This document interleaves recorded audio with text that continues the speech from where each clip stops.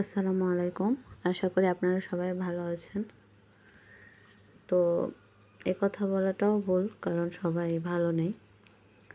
জানা সত্ত্বেও এখন বলতে হচ্ছে, এখন কেউই ভালো নেই। আমরা হচ্ছে একটা ঘূর্ণিঝড়ের কবলে পড়ে গিয়েছি, যার জন্য আমরা কেউই ভালো নেই। আর এত পরিমাণে ঝড়টা হচ্ছে, দেখেন ঢাকাতেই এই অবস্থা, তাহলে না জানি আপনার হচ্ছে যেগুলা এলাকা আরও ঝুঁকিপূর্ণ, যেমন খুলনা, তারপরে আপনার হচ্ছে যে চট্টগ্রাম, এগুলা এলাকাতে তাহলে কি হচ্ছে? এগুলো এলাকা তো একবারেই ভেসে যাচ্ছে। হ্যাঁ, আমি নিউজ দেখলাম, নিউজ অনেক খারাপ। সব জায়গায় পানি জমে গেছে, আর হচ্ছে সবাই অনেক কষ্ট পাচ্ছে বাড়িঘর নিয়ে, সব কিছু নিয়ে। আর ঢাকাতে অনেক ঝড় বৃষ্টি হচ্ছে, আর সকাল থেকে অনেক বৃষ্টি। তো আমার বাবুকে নিয়ে আমি তো এখন খাওয়া দাওয়া করলাম সকালে, আর সকাল থেকে বৃষ্টি শুরু হয়ে গেছে। দেখেন কি অবস্থা, মানে আবহাওয়া মনে হচ্ছে না যে ভালো হবে। কালকে রাত থেকে মেঘ ছিল, বৃষ্টি হয়েছে, কিন্তু আজকে সকাল থেকে অনেক বৃষ্টি, অনেক বাতাসের সাথে অনেক ঝোড়ো বাতাস। আর এটা সেই অনেক জোরে বাতাস বইছিল আর কি। এখানে ঝড় হয়ে যাচ্ছে একবারে।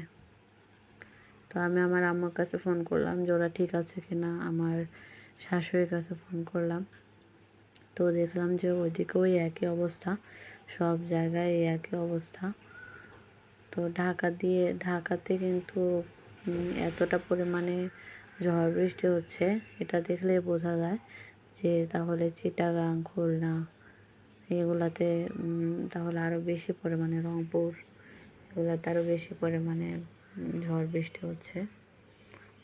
তো ওর বাবার অফিস ছিল, তাসিনের বাবা আবার অফিসে গিয়েছে সকালবেলা।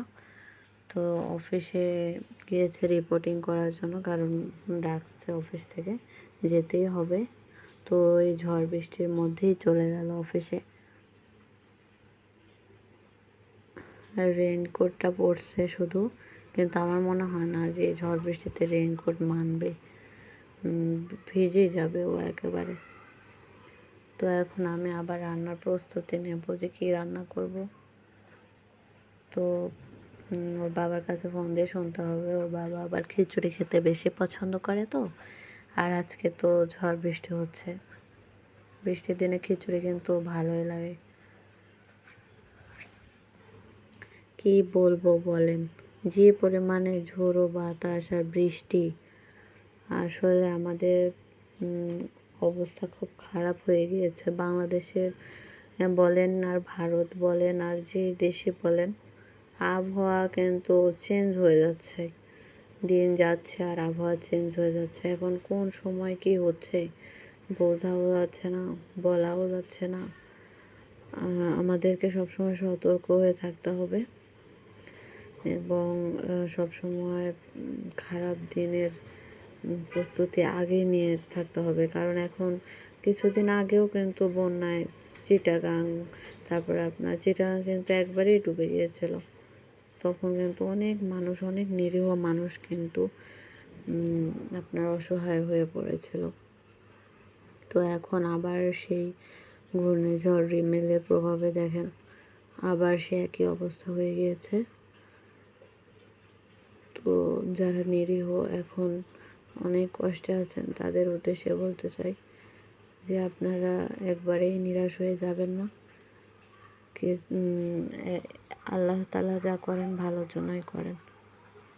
আর আমরা জানি যে দিন শেষে ভালো একটা সময়, ভালো একটা দিন সব সময় আসে। তো এখন এরকম হচ্ছে, আল্লাহর রহমতে আর এরকম নাও হতে পারে। এখন সবই আল্লাহর ভরসা। আমরা আল্লাহর কাছে 2 হাত তুলে প্রার্থনা করব, যাতে করে এই পরিস্থিতি, এই ভয়াবহ দুর্যোগের হাত থেকে আমরা রক্ষা পাই।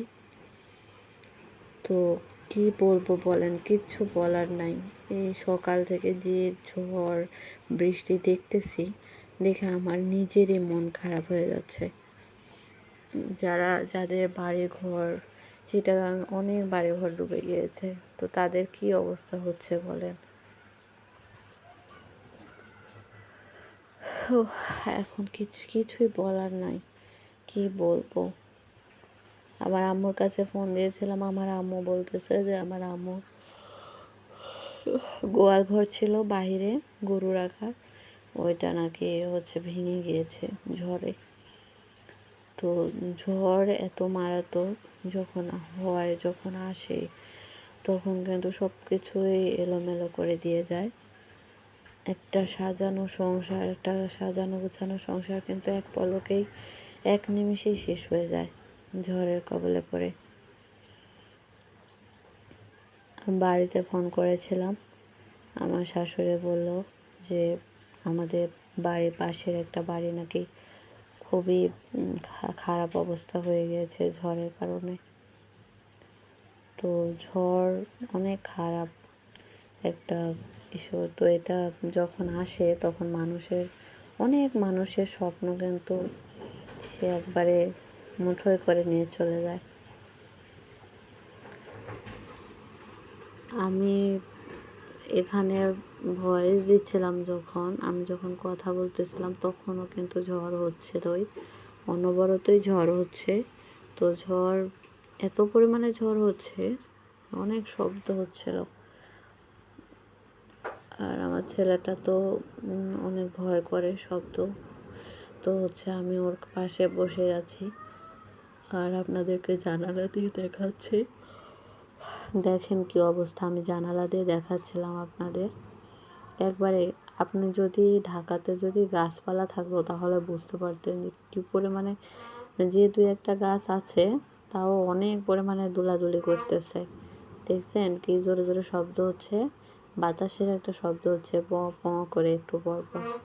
এই শব্দটা এত খারাপ, কি বলবো বলেন।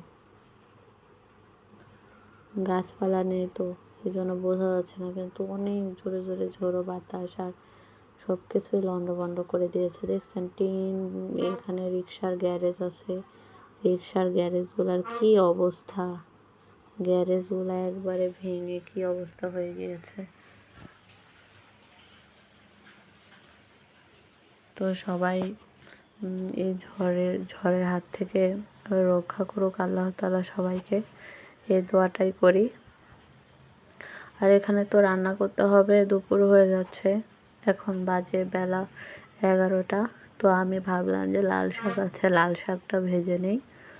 তো লাল শাক নিলাম, আর যে এখানে লতি ছিল, কচুর লতি। তো ভাবলাম লতিগুলা ছোট মাছ পাঠাইছিল বাড়ি থেকে, তো ছোট মাছ দিয়ে লতি রান্না করলে কেমন লাগবে বলেন আপনারা, আমাকে কমেন্ট করে জানাবেন। আমি ভাবতেছিলাম যে ছোট মাছ দিয়ে লতি রান্না করব, কারণ লতি ছোট মাছ দিয়ে রান্না করলে কিন্তু অনেক মজা লাগে। আর সাথে যদি একটু টক দেন, কাঁচা আমটা আমি দেবো লতির ভেতরে, তাহলে দেখবেন যে আরও মজা লাগবে। তো আমি এখানে পানি নিয়েছিলাম পেঁয়াজ কেটে রাখার জন্য, আমার ছেলে খেলা করতেছিল, আর আমি খালি একটু পর পর ওই ঝড় এরিয়াটা দেখতেছিলাম যে কী যে একটা অবস্থা, অনেক জোরে জোরে ঝড় হচ্ছিল। আর আমি ওইটা একটু পর পর দেখতেছিলাম বারান্দার দরজা দিয়ে, সব কিছু লন্ডভন্ড করে দিচ্ছিল একদম। এত জোরে জোরে বাতাস বইতেছিল আর এত জোরে জোরে শব্দ আর শব্দ, সব কিছু এলোমেলো করে দিয়েছিল। যারা দিন মজুর খেটে খান, রিক্সা চালায়, তারপরে ধান টান নিচ্ছে, তাদের কী অবস্থা, তাদের কত কষ্ট। তারা কাজ না করলে কিন্তু, একবেলা না কাজ করলে কিন্তু ভাত পায় না। সেই মানুষদের উদ্দেশ্যে বলতে চাই যে কষ্ট করেন আপনারা, ঠিক আল্লাহ আপনাদেরকে ভালো দিন দেবে। আর এখানে ওর বাবা চলে আসছিল অফিস থেকে, একবারে ভিজে কাঠ ভেজা হয়ে আসছিল। এখন সে চেঞ্জ করে একটু খাবার খেয়ে, আমি রান্না করছিলাম, খাবার খেয়ে এখন ঘুমাচ্ছে, ওর বাবার সাথেও ঘুমাচ্ছে। তো রান্না করা শেষে ওরা খেয়ে গোসল করে খেয়ে ঘুমাচ্ছিল। তো আমি পরে অনেক লেটে গোসল করা হয়ে গিয়েছে আজকে জ্বরের কারণে, আমি ওটা দেখতেছিলাম। তো আমি গোসল করার পরে আমার চুল ভেজা, এ কারণে আমি শুইতে পারি নাই। আমি এখানে বসে বসে ভাবতেছিলাম যে মানুষ কতটা অসহায় হয়ে যায় প্রকৃতির কাছে, তাই না? প্রকৃতির কাছে কিন্তু আমরা সবাই অসহায়। যখন ঝড় বৃষ্টি আল্লাহ তাআলা যে কোনো একটা প্রকৃতির দুর্যোগ পাঠায়, তখন কিন্তু আমরা অসহায় হয়ে পড়ি। বিশেষ করে যারা দিনমজুর, তারা কিন্তু অনেক অসহায় হয়ে পড়ে। আর তাহসিনের বাবা অফিস থেকে আসছে, আসার সময় বাল্বটা নিয়ে আসছে। এই বাল্বটা কিন্তু অনেকটাই সুন্দর, হাঁসের বাচ্চার মতো, তাই না? কিউট আছে। তো আপনারা সবাই আমার ভিডিওটা দেখবেন, সবসময় ভালো থাকবেন এই আশাই করি। আসসালামু আলাইকুম। আর আমার চ্যানেলটা সাবস্ক্রাইব করবেন। আসসালামু আলাইকুম।